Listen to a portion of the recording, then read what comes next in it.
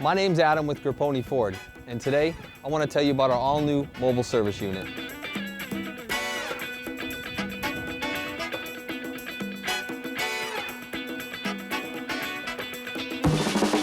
Our mobile service division specializes in trucks, commercial fleet, service repairs, as well as maintenance.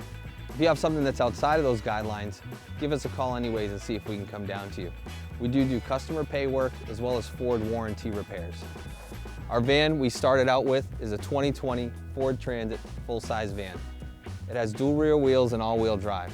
We went with something like this because we knew we might be out in inclement weather or coming up on the job sites that we might need it for. So the van is actually equipped with a 40-gallon tank and two 20-gallon tanks. Those are for motor oil, so we can do oil changes on site. We've also got jacks and jack stands, so we can do brakes or tire rotations, things of that nature.